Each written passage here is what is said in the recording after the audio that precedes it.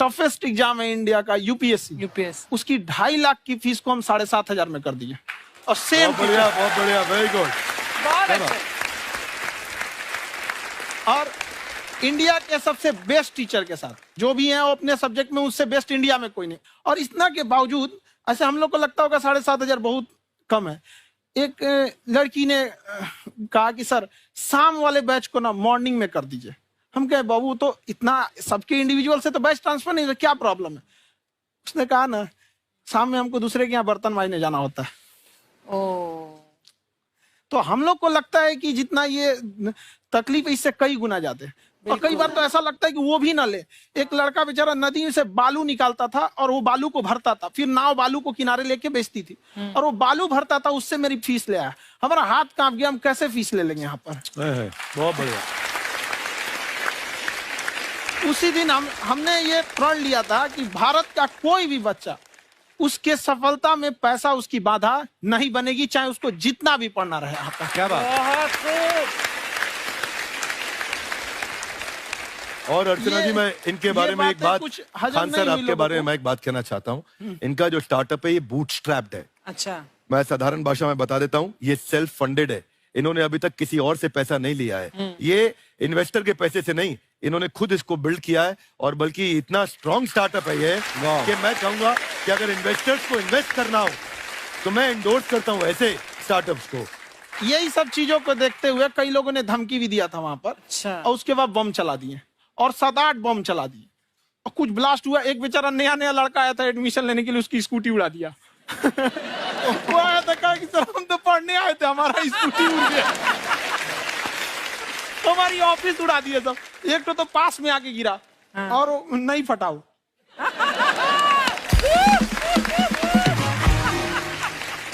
बाद में बहुत सारे लोग धमकियां दिए, लेकिन कहते हैं ना सूरज कितना भी तेज चमक ले समंदर नहीं सुखा सकता। वाह वाह वाह, क्या बात है। मैम एक्चुअली ये फीस कम करने का एक और रीजन है।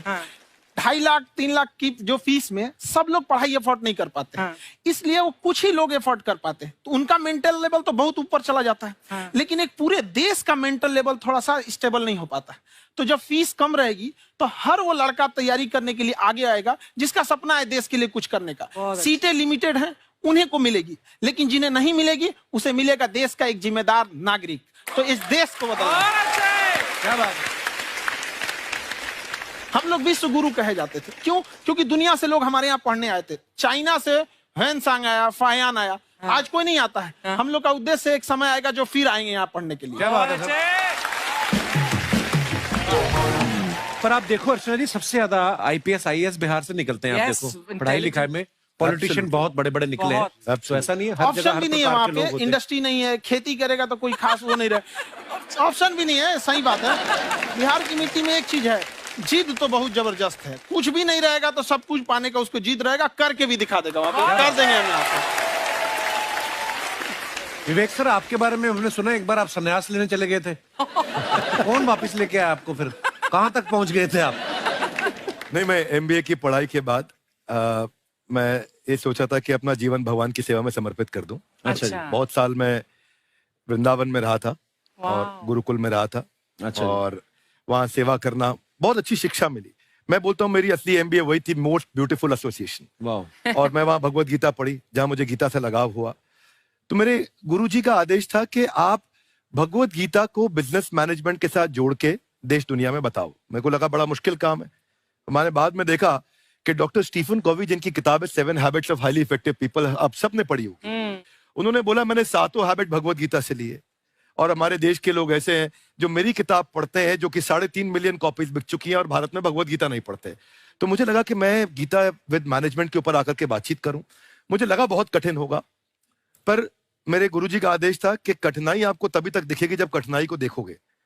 तो एक छोटा उन्होंने मुझे बताया, पूछा कि इस कमरे में लाल रंग कितनी जगह है, देखो आप भी एक बार जरा देख के बताओ। 7-8 जगह लाल रंग दिख रहा है यहाँ पे आपको? 1 ये 2, वो लाल रंग टी शर्ट पे 3 4 5, ये लाल हो गया 6, उधर लाल हो गया 7, एप्पल लाल, बिल्कुल ठीक 7। पर जब आप लाल रंग ढूंढ रहे थे तो क्या आपको हरा रंग दिख रहा था? Yes no? नहीं। जब आप लाल रंग ढूंढ रहे थे तो क्या आपको काला रंग दिख रहा था? Yes no? नहीं। नो। जिंदगी भी ऐसी है, जो ढूंढोगे वही मिलेगा, बाकी कुछ नहीं मिलेगा। तो उन्होंने कहा कि आप इसी सोल्यूशन पे फोकस करो और गीता के मैसेज को पहुंचाओ। तो मैं बिजनेस मैनेजमेंट के प्रोग्राम्स कॉर्पोरेट्स में करने शुरू किए, क्योंकि गीता पहला मोटिवेशनल सेमिनार जो पृथ्वी के इतिहास में कपिल जी हुआ, वो कृष्ण ने दिया था। पहले मोटिवेशनल स्पीकर इस पृथ्वी के इतिहास के कृष्ण थे, जिन्होंने अर्जुन को रणभूमि में मोटिवेट किया था। बड़ी पेशेंस कृष्ण ने अपने लीडरशिप क्वालिटी से दिखाई, वो मुझसे मुझे बड़ा इंस्पायर किया, वो चर्चा ने इंस्पायर किया और डिस्कशन ने इंस्पायर किया। तो उस डिस्कशन को मैं आज भी लेके चलता हूं अपने साथ। कहां सर, हमने सुना है आप 5 स्टार में रुके थे कल और नीचे जाके वड़ा पाव खाने गए आप रेहड़ी पे। एक्चुअली क्या है ना कि वहां जो चीजें सीखने को मिलती है ना, खाली पेट और खाली जेब इंसान को जो सिखाते हैं वो किसी यूनिवर्सिटी कॉलेज में नहीं सिखाया जाता। और गरीबी बड़ा बेशरम चीज होती है। तो कहते हैं कि मौत भी तू जल्दी आया कर गरीब के घर में, कफन का पैसा भी खर्च होता है दवाइयां खरीदते खरीदते। हाय हाय हाय, क्या बात है। और खान सर की खासियत ये है कि जिसको तो पढ़ना है, जिसको एजुकेशन चाहिए, वो तो इनका वीडियो देखते हैं, लेकिन वैसे भी कई लोग, जैसे अर्चना जी बात करी थी, कहती मैंने जब देखना शुरू किया तो मैंने बैक टू बैक इतने सारे वीडियोस देखे, क्योंकि आपका जो तरीका जो बोलने में, एक तो इनकी जो टोन है पढ़ाने में, और साथ साथ में जो ह्यूमर आता रहता है, तो उसकी वजह से और भी इंटरेस्टिंग हो जाते हैं आपके वीडियो। शुरुआत में हम लोग जब स्टूडेंट लाइफ में थे, या हम कई स्टूडेंट को भी देखते हैं, वो बेचारे जब थक जाते हैं तो आपका शो देखने लगते हैं। तो शुरू में हमको लगता था जब कि अरे ये हमारी पढ़ाई उसके लिए है, लेकिन पढ़ाई में थक जाता है, शो देख के नहीं थक जाता। तो हमने सोचा दोनों को मिक्स कर देते हैं। तो हमने उसको, और आज आपको पता नहीं हमने भी यही किया है। मिक्स करने। हमारे एजुकेशन सिस्टम में 2 कमी है, एक एजुकेशन की, दूसरा सिस्टम की। आप पटना से है ना? हाँ। हमें भी पटना पसंद है। बस कोई पटाने वाला चाहिए। नहीं, मजाक नहीं कर रहे हैं। आपका जो चैनल है, हम दिन में 10 बार आपके चैनल को सब्सक्राइब करते हैं। दिन में अरे हाँ, और बेल आइकन तो हम इतने जोर से दबाते हैं कि बाकी यूट्यूब वाले बाहर निकल के देखते हैं कि ये कौन है जिसने इनका चैनल इतना जोर से दबा दिया बेल आइकन। बुढ़िया, तो ये शर्म नहीं आती है? आते ही फ्लर्ट शुरू कर दिया ना तूने। तो जाते हुए करते हैं क्या? विवेक जी नमस्ते। आपसे एक काम था, छोटा सा कर देंगे आप? ये क्यों करेंगे? नहीं, गुरुजी हमेशा अपने वीडियो में कहते हैं कि विवेक से काम लो, विवेक से काम लो। विवेक मतलब दिमाग से काम लो आप। हाँ, तो विवेक जी अपने दिमाग से ही काम लेंगे। बहुत दिमाग है उनके पास। ये देखिए, जो आदमी, आपको मैं बताइए, जो आदमी बिना फिल्म किए कपिल शर्मा शो में आ गया, कितना दिमाग होगा उसके पास। लेकिन एक बात है जिसकी वजह से हम आप तीनों से नाराज हैं। क्यों? क्या बात? हर चीज में मोटिवेट मोटिवेट मोटिवेट क्या होता है? सच कह रहा है, जब भी ये शब्द सुनते हैं हमें लगता है कोई हमें चिढ़ा रहा है। बदल दीजिए ना, खाली मोटिवेट बोलना ही क्यों जरूरी है? कुछ और कीजिए। रोटी वेट, छोटी वेट, पतली वेट, कुछ भी बोलिए, मोटिवेट हटाइए। तो गुड़िया, तू भी एक्सरसाइज किया कर ना, देख डॉक्टर साहब ने कितना वजन कम किया है, तू भी कर ले। ठीक है, फिर मोटिवेट से ही चला लेंगे। लेकिन मोटिवेशन कोई बुरा बात नहीं है। हमारे दादाजी भी वैसे बहुत मोटिवेट करते थे। हाँ, एक बार तो तालाब में डूब रहे थे हमारे दादाजी।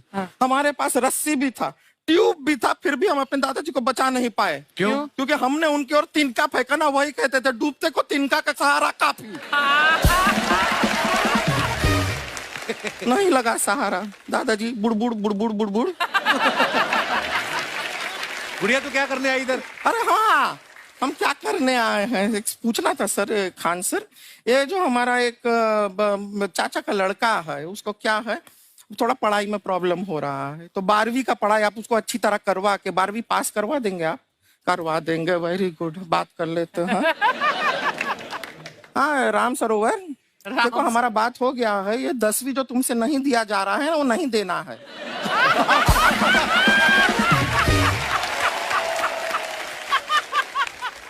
टेंशन नहीं है, 10वीं का खान सर से बात हुआ, ये सीधा 12वीं पढ़ा के पास कर देंगे। अरे ऐसे नहीं होता, पहले 10वीं पास करनी पड़ेगी, फिर 12वीं होगी ना। ऐसा कोई जरूरी नहीं है ये सीक्वेंस। हमारे मौसा जी थे, उनसे ना 10वीं हुई ना 12वीं हुई, अभी 3 दिन पहले सीधा उनकी 13वीं हुई। एक्चुअली क्या है, पढ़ाई लिखाई का हमको बहुत ज्यादा नॉलेज है नहीं। गांव में पढ़े हैं ना सर। स्कूल कहाँ होते थे अर्चना जी, गांव में स्कूल नहीं था, पेड़ के नीचे पढ़ते थे हम। यहाँ तक कि हमारे पास ब्लैक बोर्ड भी नहीं था। हमारे मोहल्ले की जो भैंसिया थी उसको खड़ा करके टीचर उसके ऊपर लिख के पढ़ाती थी। मजाक नहीं कर रहे हैं। और आप तो समझ रहे हैं, अभी ब्लैक बोर्ड की एक अटैच डस्टर था ब्लैक बोर्ड का, समझ रहे हैं ऐसा, वो पीछे से आता था, लिखा हुआ मिटाता था और चला जाता था। ये तो कुछ भी नहीं है। एक बार क्या हुआ, हमारा स्कूल शुरू हुआ, शुरू होते ही 2 महीने के लिए छुट्टियां हो गई। क्यों? ब्लैक बोर्ड ने बछड़ा दिया था ना। तो वैसे आप लोग ना इतने ज्ञानी हैं, सब कुछ जानते हैं। आपसे एक टेक्निकल सवाल पूछे। एक बार ना 4 दोस्त थे, 4 दोस्त, साम दाम दंड भेद। वो डिसाइड करते हैं कि चलो एक गेम खेलते हैं, तो टीम्स बनाते हैं। तो साम दाम ने एक टीम बनाया। इस पे भेद को बहुत गुस्सा आया, पता है क्यों? क्यों? क्योंकि भेद को दंड मिलाना।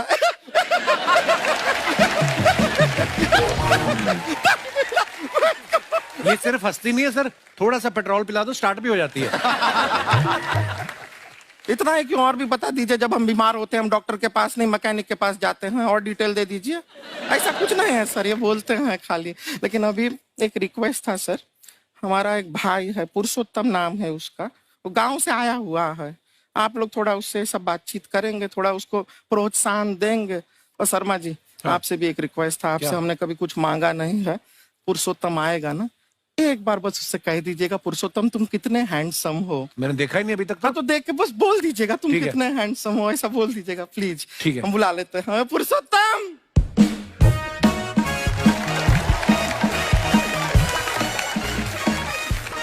ये पुरुषोत्तम है। वाह, तेरा भाई बड़ा हैंडसम है। है तो हमारे खानदान में सब हैंडसम है, ज्यादा चापलूसी करने का जरूरत नहीं है।